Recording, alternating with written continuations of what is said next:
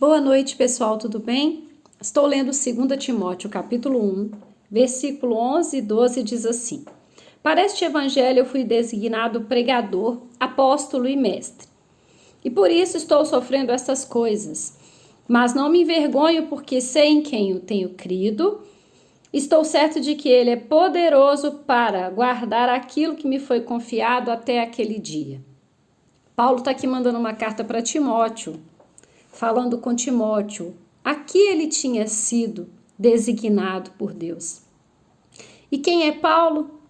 O maior pregador de Jesus. Mas Paulo já foi Saulo, o maior perseguidor de Jesus. E talvez isso aconteça comigo e com você. Será que um de nós já não perseguiu Jesus?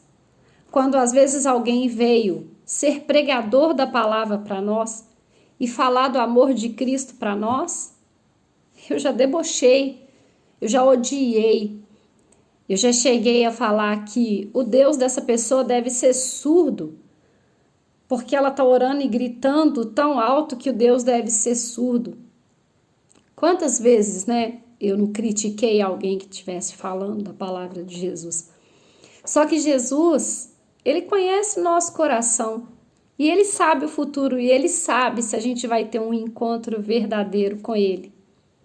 E aí tem algumas características que eu levantei aqui, porque às vezes a gente prega a palavra para as pessoas, a gente planta a semente, e a gente quer saber se aquela pessoa aceitou Jesus de verdade, se ela está seguindo o caminho de Cristo de verdade. A gente não precisa preocupar com isso. Eu aprendi no evangelismo que a gente planta a semente, às vezes o outro vai vir aqui e vai regar, e quem vai colher o fruto disso, talvez seja uma outra pessoa que esteja convivendo com essa pessoa lá na frente. Mas não importa, o importante é a gente plantar a semente no coração das pessoas. E como que a gente faz isso? Contando primeiramente o que o Senhor Jesus fez na nossa vida. O que o Senhor fez na minha e na sua vida? Quais as transformações que ele fez? Aqui, em 1 João 3,9, diz assim: todo aquele que é nascido de Deus não vive na prática do pecado. Todo aquele que crê no Senhor, ele não vive. O que não quer dizer que ele não peca. O que não quer dizer que eu e você não cometemos pecado. Eu e você, a gente comete pecado, mas tem uma grande diferença. Quando a gente peca, a gente se envergonha. Sabe quando a gente passa uma situação vexatória e que a gente sente, às vezes, a gente fica com o rosto quente e vermelho de vergonha? Por isso, que a gente agora tem vergonha do pecado.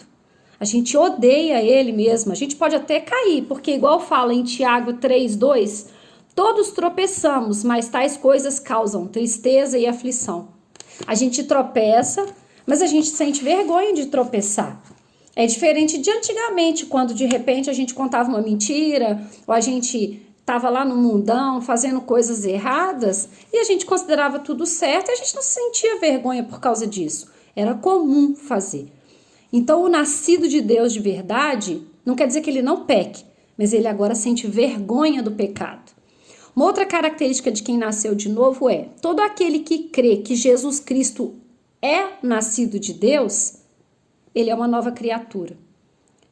Quando a pessoa crê que Jesus é o Filho de Deus, ela entende que ele é o Todo-Poderoso, ela o aceita como Salvador.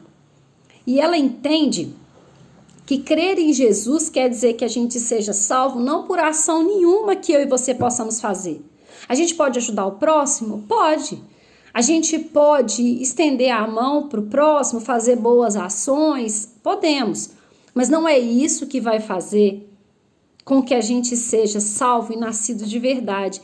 Mas é a graça do Senhor Jesus que morreu naquela cruz por mim e por você. Então, o nascido de novo, ele não procura ficar se mostrando, se exibindo o quanto ele é bom, o quanto ele é honesto ou o quanto ele ajuda as pessoas, porque ele sabe que isso não quer dizer nada. Que ele vai fazer isso, mas que o importante é ele crer em Jesus como Salvador, porque para ir a Deus somente pelo sacrifício de Jesus. Uma outra característica de quem nasceu de novo está em 1 João 2,29. Todo aquele que pratica a justiça é nascido dele. A pessoa que ela de verdade, ela é nascida de Deus, ela nasce de novo, ela começa a praticar a justiça. Quando ela vê injustiça, ela não aceita aquele tipo de injustiça. O que ela faz? Ela tenta praticar o bem, ela tenta ser honesta com as pessoas, ela tenta agir direito com as pessoas. O agir errado, a mentira, o enganar, o incomoda. A injustiça o perturba tal qual o pecado. Então, o nascido de novo, ele não aceita a injustiça. Mas ele faz o quê? Ele não busca se justificar. Ele busca em Cristo Jesus a justiça dele. Então, se ele é injustiçado, ele ora. Ele não bate boca, ele não briga, ele ora e fala assim, faz justiça na minha vida. Eu estou sendo injustiçado, mas ele não vai lá brigar e fazer justiça com as próprias mãos, não. Uma outra coisa que o nascido de novo faz é em 1 Jó 3,14. Já passamos da morte para a vida quando amamos os irmãos.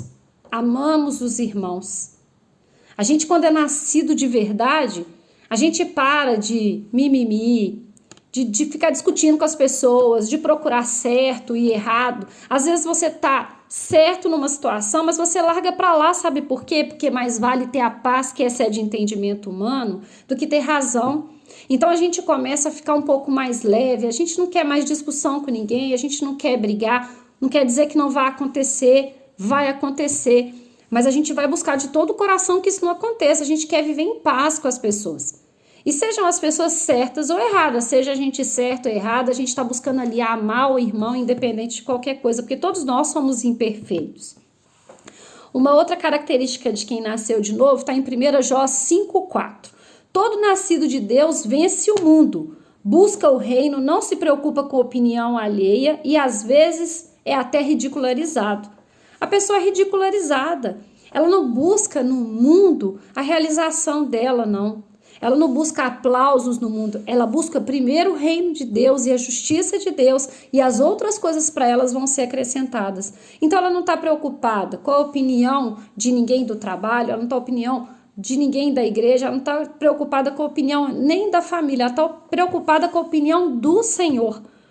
Às vezes ela vai ser taxada assim, lá vai a santona, o santão, lá vai o crente.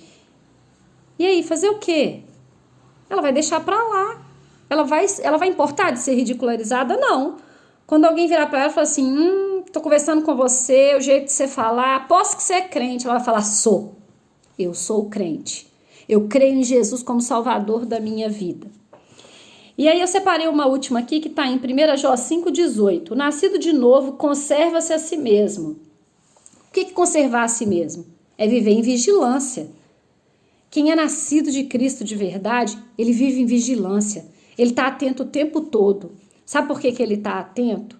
Porque ele sabe que quem está em pé vigia para que não caia.